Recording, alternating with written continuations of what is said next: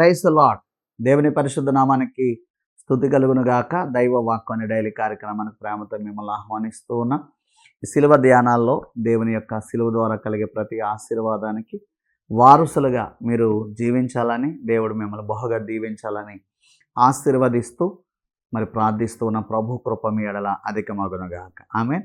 ఈరోజు వాక్యం నిమిత్తం గలతీయులకు రాసిన పత్రిక 2వ అధ్యాయం 20వ వచనాన్ని మనం చదువుకుందాం.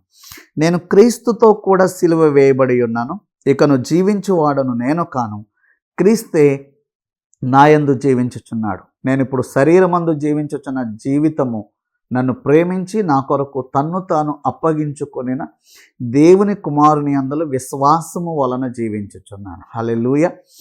ఇక్కడ పౌలు గారు చక్కని విషయాన్ని బయలుపరుస్తున్నారు. నేను క్రీస్తుతో కూడా సిలువ వేయబడి ఉన్నాను. మనం యేసయ్య సిలువ వేయబడ్డాడు, యేసయ్య సిలువ వేయబడ్డాడు అని మనం వింటాం, నేర్చుకుంటున్నాం. మరి సిలువను గురించి ధ్యానం చేస్తున్నాం. పౌలు అంటాడు, యేసు ప్రభువు సిలువ వేయబడటం కాదు, నేను క్రీస్తుతో కూడా సిలువ వేయబడ్డాను. అంటే యేసు ప్రభువు సిలువ వేయబడటం కంటే పౌలు కూడా సిలువ వేయబడ్డాడంటే యేసయ్యతో పాటు.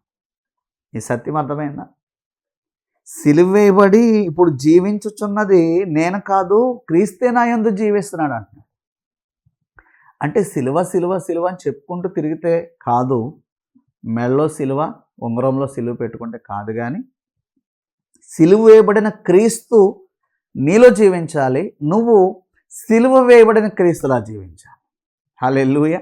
ఆ సిలువ అనే త్యాగం నీలో జరగాలి. అంటే క్రీస్తు ఎంత సహించుకున్నాడో, క్రీస్తు ఎంత ప్రేమించాడో, క్రీస్తు ఎంత ఓర్చుకున్నాడో, క్రీస్తు ఎంత త్యాగం చేయగలిగారో అంతటి స్వభావం, అలాంటి మనస్సు నీలో పని చేయాలండి, నీలో పని చేయాలి. ఇప్పుడు అంటే చూడండి, నేను ఇప్పుడు శరీరమందు జీవించుచున్న జీవితం నన్ను ప్రేమించి నా కొరకు తన్ను తాను అప్పగించుకొనిన దేవుని కుమారుని అందులో విశ్వాసం వల్ల జీవిస్తున్నాను. తన్ను తాను నా కొరకు అప్పగించుకొనిన దేవుని కుమారుని అందులో విశ్వాసం. అంటే పౌలు తన కొరకు అప్పగించబడిన యేసు క్రీస్తులో జీవిస్తూ ఉన్నాడు అన్నమాట. అంటే ఈ జీవితం దేవుని వల్ల నాకు అనుగ్రహించబడిన కృప, దేవుని వల్ల నాకు అనుగ్రహించబడిన జీవితం. నేను క్రీస్తును పోలి నడుస్తాను అండి. పౌలు అన్నారా లేదండి? నేను క్రీస్తుని పోలి నడుచుకొనుచున్న ప్రకారం.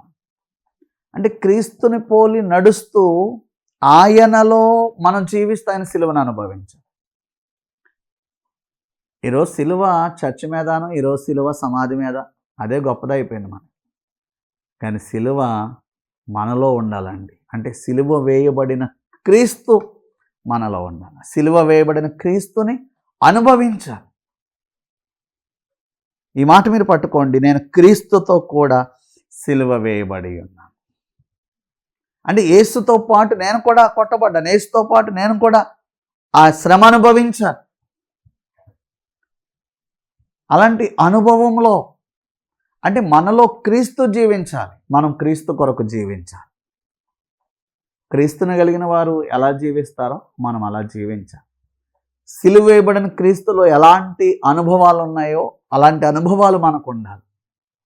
క్రీస్తును పోలి నడవాలి, క్రీస్తులాగా నడవాలి. ఈరోజు క్రైస్తవులే ఒక దెబ్బేస్తే 10 దెబ్బలేసేస్తాను అనే విధానంలో కనబడతాం.